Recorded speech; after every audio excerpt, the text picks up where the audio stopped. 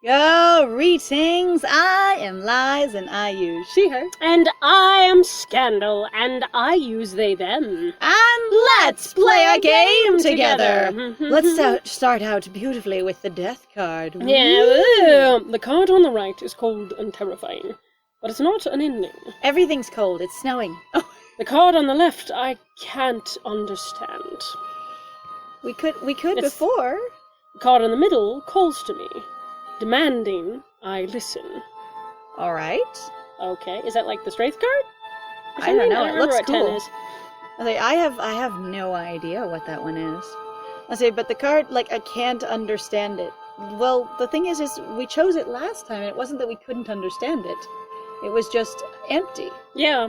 So I guess calls demanding? Sure. Yeah. I pick up Judgment, but the moment my fingers touch the card, I'm hit with a deafening sound of trumpets. Their call is irresistible, alluring. My feet are moving before I can help myself. The thing is you said you cannot resist its call, so you had to answer it. That's the only card to choose. Yeah? If it's irresistible, it means you have to answer it. Pretty much. Which means there's not a choice in the game. Yeah, that's not a choice. Anyway, to the gate and then beyond. But I can't get past the iron. I need to get past the gate. I'm being called. I need to go. Corazon! Corazon! What are you doing? Snap out of it! Nadia's arms wrap around me, pulling me back from the gate, and the call of the trumpets lessens. I take a deep breath and shake my head, shakily dropping Judgment back where it was. In the exact spot. Perfect. Somehow, I doubt that was the right card. It's lost internet connection again, so the 3 cards, we've gone back to lost internet connection. Yes, this time we're going to choose internet, because connection clearly was not it. Yep, so we're retrying. Let's try it. I'm very good with that today. I love the idea of, an internet-themed tarot deck.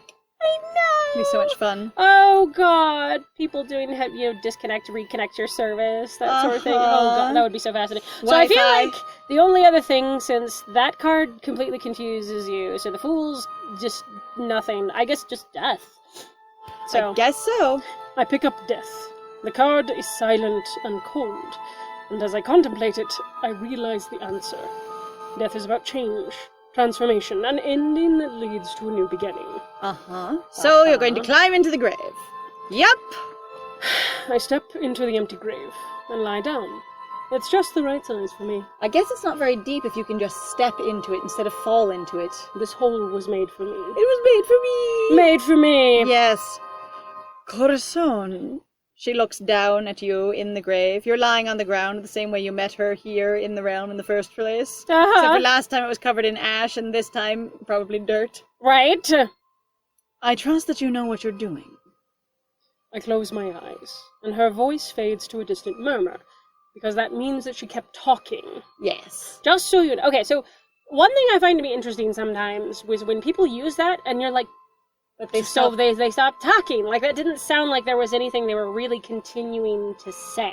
It means that sounded like a complete thought. That she started saying something else, and we don't get privilege to any of it. Yes. So I really hope that this means Nadia kept talking. But like I said, in a lot of cases, what I find, particularly for some reason in books, they really do, say this a lot, and you're like, but that was over. Unless they're going, you need to wake up, and then I close my eyes and my ears and I refuse to listen to them kind of thing. Right. But if they just stopped talking, which she did, then it's what did they say for the voice to fade to a distant murmur? Yeah. It also means that voice fades to a distant murmur is what was the word she said before the voice fades? Right.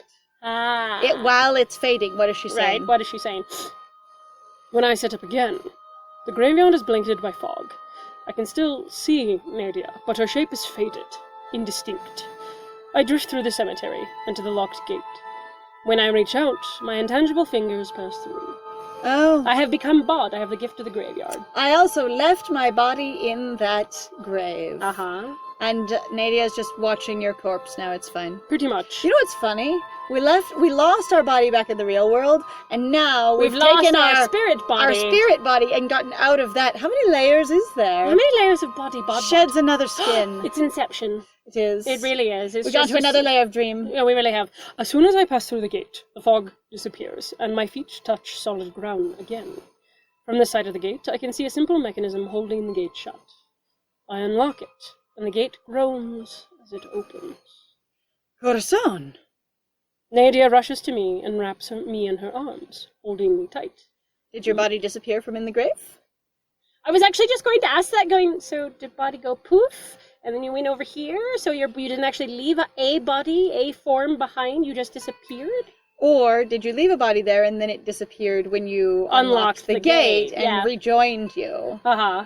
I love that going, Nadia doesn't look up suddenly confused. There's no real strong descriptor of what her, like, her experience is. Yeah, we don't know what her experience was during that. Weirdly enough, like, as much as I complain about this story focusing so heavily on the love interests, even though they also are supposed to be focusing on you, even when they do focus, they don't focus in a way that makes a lot of tangible sense to me. It's so assumptive that like all the sprites will obviously communicate exactly what's going on, and I'm like, no, you can take this face for like 30 different things. Because part of what's supposed to happen is you're supposed to use the surrounding words to add to it, not, or to be like, I guess that's kind of the question, going like, what are you doing with the images? What's the point then of the images? So if you're asking in kind of a story construction kind of way, going, what do they actually do for each other? Because sometimes it really does feel like the sprites are almost extraneous, or the sprites are contradictory, yeah, and they almost don't seem to really serve much of a purpose, because the story itself doesn't basically add to them in a way that I would really be like, yeah, that thing, you know. I'm just, like, I don't know how to explain it, because they're so, like I said, that thing with Nadia, like, it just goes, Nadia rushes to me. Well, what was she doing beforehand? Was she watching? It's like, those little tiny things actually are all part of character, and it's so disjointed. Like, I just don't like it. It just gets frustrating, because also, again, it doesn't make me ask, like, it doesn't make me curious, going like, yeah, there are things that, like, I understand sometimes you just don't know about because your character's not looking, but also, like, they tell you so much other detail, you'd be like, why isn't my character looking? Because you thought to tell me all this other weird stuff? And then suddenly, for some reason, I completely drop that in the next 3 scenes? Well, it's also one of those things of, I lay down inside the grave, but it's not like, you know, in some places it's like, it's moist, it's cold, it's wet, it's dirty, it's whatever. It's anything. It's hollow, it's silent. Nothing. No descriptor of what laying down in the grave is like, when constantly other places get descriptors. Which is strange. I don't, it's a lot of tonal dissonance for me. There's a lot of, like, lack of It's clear connection. that they had priorities. Yes. And that they were focusing on certain things. And a lot of times it seems like what they were focusing on is moving the MC and their romance option through their relationship more than telling a story. Yeah. And so that's where it's like, but they still have a story, it just continually falls basically back seat to the let's have romantic interludes with our love interest and ostensibly get closer to them. Yeah. Which makes it awkward. Yeah. For me. Well, and again, we've talked about how we're usually here for, you know, the story. Less for hot bodies and more for story. Yeah. Like, what I want is a character-driven plot, not a plot-driven character, that kind of thing. Yeah. Rasputin is holding me tight. Tightly. You are unharmed. When you laid down, it was as though... I never want to see you like that again. You must have been scared. Are you projecting, Nadia? I think... I might be, but I don't want to admit it. I can tell. Okay. You do that a lot. Then we won't admit it together. You look lovely now. I always look lovely, even when I'm dead. Stunning. More alive. What's wrong with it? It's fine. It's fine. It's fine. Scared. It doesn't scare me. Not anymore. Was I afraid of death beforehand? What? Or a grave. What? Or a grave? What? What doesn't scare you now that may have scared you before? What are you talking about? It. What is the subject? It. What is it? I rest my hand on her arm, smiling reassuringly at her. Yes. I'm very patronizing. She blinks at me, then smiles ruefully. You never cease to amaze me, Corazon. Why? But again, like, what are we fucking talking about? I don't know, other than I think you just died again here in Dreamland, and or symbolically, then came back from it, I guess. But I'm also like, nobody could have done it. You faced your fear. What are we talking about? I've never heard the whole hide or hair of a character suddenly going, I've been afraid of death this entire time, or I've been afraid of crawling out of my own. Like, I or just being don't... in a grave or a graveyard or opening a gate or becoming incorporeal. Or even, again, that I'm afraid of graves. Also, again, like, graveyards that are described like this are a very particular European, Western, European-American experience. Yeah. What are we talking about? At least I'm assuming. I know not everybody, It's also necessarily does them. I'm not afraid of it anymore. I need to know what it is. Yeah. So that, none of this conversation contains any meaning until I know what it is. Yeah, like... If it is death, or it is the grave, or it is the card, or it is the process, or it is the journey. Well, and that was the thing. I'm like, was it wrong then that I picked basically the priestess and the fool in the last one, and I was supposed to pick what I think that was the hermit card? Who knows? So I'm missing actually part of the puzzle because I didn't pick that one? You must pick the right card, but if you don't, the story goes on anyway. Or also, the story literally won't make sense. I don't know. I don't understand Not this. many could be so calm after emerging from their own grave. It's just an inner world that Like, can mean any sort of thing. I don't actually have a body right now, so honestly, this There's no isn't as grave. big of a deal. Yeah, I'm also like, this doesn't make any sense to me because we have no body. Oh, The shit, dude. that is the very next line. The path leads into a stone corridor. The forest path from the graveyard leads to a stone corridor? Or is this supposed to be more dreamy than I thought? Because I think it continually goes back into a dreamy-er state where it doesn't make sense in real life because suddenly it will lead there and be there and things like that. Right. Also, like, Nadia, not many could be so calm. Ignores Nadia and describes the path. Yeah. Mm-hmm. Like, what are you even talking about? And we don't respond to her At all. or interact with her, look at her, anything. Say anything. Do Nope. any. This is like. We just receive her statement and then look forward and assess the path. That's it. Mm-hmm. Or just suddenly are on the path. I don't know. Stone corridor. The wind whistles around us, carrying the sound of trumpets. Ah, the wind happens again. It's disorienting, as though the sound is coming from everywhere at once. Together, we forge onwards, deeper into the maze. After a few more turns, we emerge into a bright courtyard. Woohoo! Yay! It's sky. You mean sky. We merge into the sky. We sky. I love emerging into sky.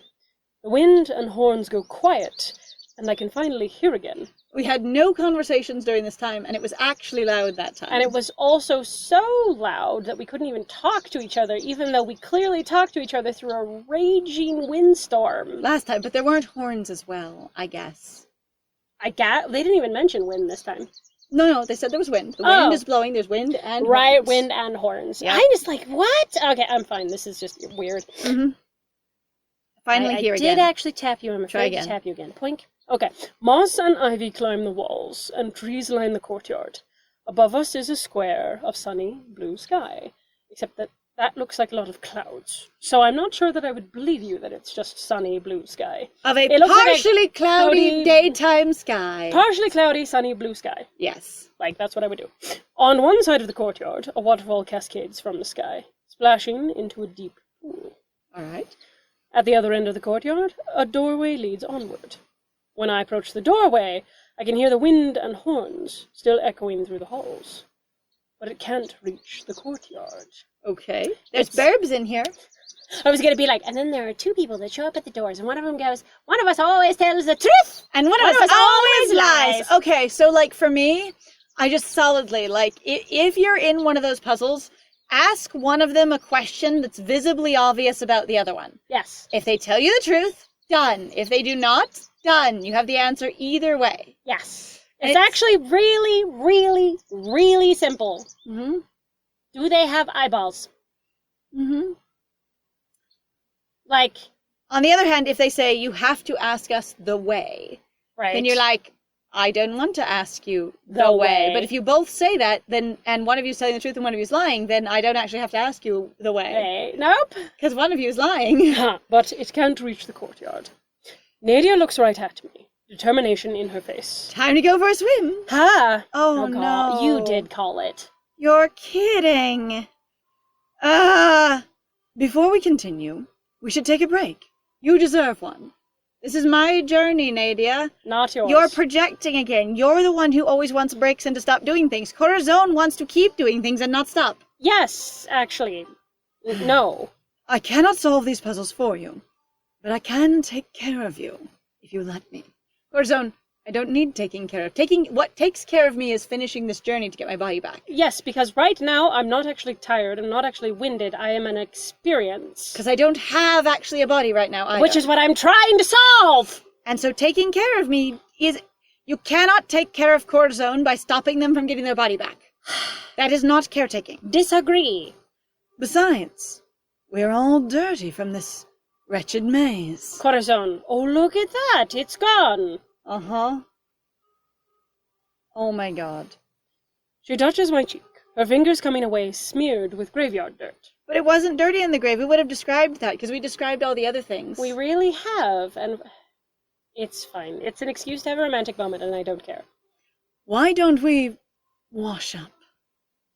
No, I can keep going. Okay, so 1, specifically, not go for a swim, not take a bath, not clean up, but get naked with Nadia. In a strange place where you don't know what kind of beings or things are present. I don't think I'd want to just get naked in a pool. All right, so I'm going to have to crack up with you here for 2 seconds. So apparently I've heard, and this is just a thing that I ran across. Okay. Because I've had people reblog me. Okay. On Tumblr. And it's been very interesting because I've run into, apparently there's an official Arcana Discord. Okay. And apparently according to the developers, or at least the game studio, which is to say NH itself. Right. There have been quoted allegedly saying that the characters aren't horny, basically. Oh. And for me, I'm going, get naked with Nadia after that face? Sounds horny. Sounds kind of horny. Julian seemed horny as hell. And apparently, they're like, yeah, the game, there's nothing in this game. There's no horny in this game. You're kidding. Why is there so much smooching in it, then? Well, smooching doesn't necessarily mean horny, but the thing is like... And flushing and increasing of pounding hearts and your body getting warm and wanting to do more. That's only you, the character. The other characters are not horny or interested. I'm like bull honky. That sounds wild. So anyway, I just think it's funny, especially with this get naked with Nadia in that face. I'm just like, that cracks me up to Again, it's also like, it's not like get clean with Nadia. It's specifically get naked. Naked with Nadia. The way you phrase your sentence is telling. It is very Also, telling. I'm just like, I'm in a strange place and I don't know who is here or whose piece of realm this might be. I don't really want to get naked when someone might show up. Also, again, we can just make ourselves clean. This is ridiculous. This is Nadia floating. Yes. This is just Nadia going, and this is consistent with her character. Her character, as we've understood her this whole time, is I don't want to keep doing the things that I need to do or that need to be done. I continually want to stop for basically serotonin or dopamine boosts. It almost makes her sound, like, again, I won't say diagnose characters, because they're fucking characters. People usually do not write characters with specific shit in mind, or any research, or really, like, they have no expertise in the subject, right? It frequently makes her sound like she's understimulated. She sounds like she has some form of ADHD. She's just desperately trying to get that boost, or, like, she just will experience a drop. She'll lose focus. She keeps, running off to go do something else. And she also doesn't seem like she's able to get, like, basically a lot of, like, lasting happiness or excitement from getting her stuff done, which is also consistent with that kind of neurodivergent behavior. Yeah, with ADHD, there's apparently a trait. So both of us have possibly... I've actually been diagnosed with ADHD.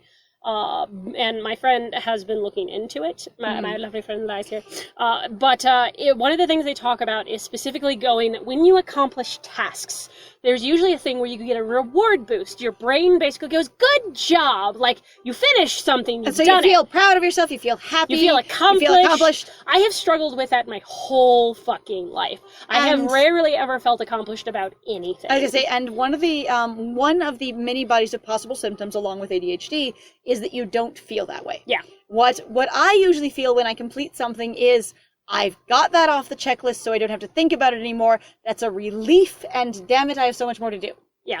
It's not like, what a relief. It's just like, okay, thank you, I cannot think about that anymore. Not like, yay, I did it. Yeah, and mine even sometimes is just like, I got the thing done. Fuck, I have so much. You don't even notice that it's really done. It just becomes everything else is so overwhelming. I don't, but yeah, this is consistent with Nadia's character of going, don't you need a break? Don't you want to make out for a while? Don't you want to feel good and be happy for a bit because we're doing this sucky thing that isn't fun? And Corazon going, this is about me, not you. And Corazon going, 1, this is my journey. 2, I don't need a break. You're the one who needs a break. 3, you're offering to take care of me, but really what you want to do is take care of yourself. And the answer is no. Yes, so, no, I can keep going. And the long pause under that context of, no, I can keep going. Yes. Keep going. Mm-hmm. I admire your determination, Corazon. But at least, let me clean that awful grave earth from your face. Why would I leave have a body? Yes. I am also in the realm of the Arcana where you can choose to look like certain... This is ridiculous. I understand again that they want things to be cute and they want things to be fluffy, and I just don't... Yeah. You shouldn't have to navigate this maze covered in dirt. I'm not covered in dirt. This is interesting, one, because usually if we have a state going on, we describe it. Yes. Like, whether it's, I've gotten wet, I've gotten sweaty, I've gotten, musty, I'm a mess from being on the ground, whatever it is. Mm-hmm. And in this case, we've not mentioned it at all, so I kind of wonder if Nadia's just making it up, going, no, but I need to interact with you in some way. Well, it was kind of like also going, so you remember that thing where they did, like, a couple of tests? Basically, where they were talking about how people could be influenced by what other people say. Where, so they did a series of experiments where they just got a bunch of people to tell, basically, like, other people going, wow, you look really tired today. You look tired. Or you look really worn out, or whatever it was. And they really did go, like, the person would be fine. And then suddenly, as, like, it went on, as like more people, everyone reported the same thing about them. They really did actually start falling apart, and they suddenly were just like, God, I'm just so exhausted, I'm so tired, blah, blah, whatever. It was wild, because I was actually going to say, with Nadia suddenly telling us, you look really tired, and we went, what? And then nothing came up, and then it came up again, and suddenly we were tired. Mm-hmm. Suddenly we were told by the story itself that we were actually tired, and I thought that was really interesting. Because usually before, our character goes, God, I feel really tired. Usually it's more almost driven by instantly. Us. If like Nadia brings it up, we usually then go, God, I also feel tired, and we're both, Which again makes this feel like it's Nadia trying to take care of herself and projecting really hard on us. What if she's taken over our inner world in that way? And in that way, she really especially because we don't have a body. She has no acknowledgement of this being our journey or anything in her function, only in her like in her emotional state. Right. In her intellect, of course it's your journey, but in her behavior it's not. And it would be interesting if our insubstantial self, which doesn't have an anchor back in the real world, basically isn't able to drive reality as much as she can because she has an anchor back in the real world and thereby is more substantial. That's interesting. So she'd have a much greater basically capacity maybe. But given the character previously, I would think they would notice or have said something if they were actually covered in dirt. And so I feel like this is kind of more flirting of going, well, let me at least get that dirt off your face. Right. Nadia produces a handkerchief that she summons out of nowhere from her pocket, dips it in the water, and beckons me closer. The fabric feels soft and cool on my face as she wipes the dirt from my skin. We've been fucking cold this whole time. Like, really. It's been windy. We've mentioned it's been cold. Why would cool be important? But it's super sunny now. You can have cold sunny. It also hasn't said it's warm. As somebody who's lived all across the United States, which is a really fucking big continent, by the way, part section of North America, okay, it can be really cold in the sun. And I say the thing is it didn't say it was warmer in the clearing. It just said it was sunny. Sunny does not mean warm. So are we suggesting it is warm? She takes a step back, holding me up and looking me up and down, with a satisfied smile. Now that I have gently papped your cheek with cool water, all of you looks magnificent. Yes. I was laying in the dirt. If for some reason I couldn't magic it off me or think it off of me, the only thing, everything else is fine though. Again, maybe Nadia put it there. She wanted to see something there, so she had an excuse to... Yeah, that's an interesting, twist if that was true. Of the entire back of you should be covered in dirt, if this is actually the case. Yeah, but it's based on this, that's not. It really is just, it sounds like someone going, oh no, you've got food on your face, let me get that. Let me kiss it off your face. Much better. Now we can proceed. Excellent. You can't walk around with a dirty face. Yeah. Nobody wants to sit on a dirty chaise. Really? The sound of the waterfall fades as we leave the courtyard, and the walls close around us once more. Shoop. But we've only been walking for a short while when we emerge into an empty field. Question. Answer? There were horns and wind out here, Mm-hmm. but when we came out here, they weren't actually here anymore. Do you also notice how we completely abandoned the doors? There were a couple of doors. There were doors. What happened to the doors? Were there doors? Yes. Remember, said that the sound of the trumpets came behind one of them? Or something like that. And Yeah, anyway, like, those this is were- weird. I don't know what happened to the wind and the trumpets, but now an empty field. Great. The lighthouse stands in the middle, surrounded by a high moat. Here's a question. How do you raise a moat? It's water. Do I'm we mean also like like a you- high wall with water in it? I'm also like, why would you just have a lighthouse with a moat around it? Well, because it's an obstacle. The lighthouse No. just exists by itself, but we're experiencing obstacles. Yeah, but like lighthouses are specific fucking things. they're supposed to and be they're on an island in the specifically water. On an island or on On a an shore islet. near the water. Uh, Like right next to the water. Like that's why I'm confused. Like, why is it a moat? Were they afraid that the visuals would look too much like A castle? No. Like the labyrinth? Like the high priestesses. Because remember, she 'cause was it an can't be up on a island hill. Yeah. in the middle of an ocean, remember? And then they went, shoot, we've already used an island. We can't have another one. Why would you do that? Yeah, you can totally do it. You can have... I always loved the concept of, honestly, so you had the magician, so the fox, living on an island. I'm like, I love the concept that basically where all the Arcana live looks sort of like like an archipelago. Uh-huh. You know, they all just live on various islands. In this big, massive islands. Yeah, that just sort of surrounds the world, and it was very dreamy, and especially if you're going to pull the world turtle imagery. Mhm. Like, it was really, space was supposed to be like this ocean, Mhm. as it So- were, and I'm like, that works great! So what are we doing? How do you raise a moat? That's what I want to know. I don't know. 'Cause a I moat thought, is a just moat water. was just the canal where the water was in, It that is. specific, like, So how do you have a channel. raised canal? I don't know. Is it like an aqueduct around it?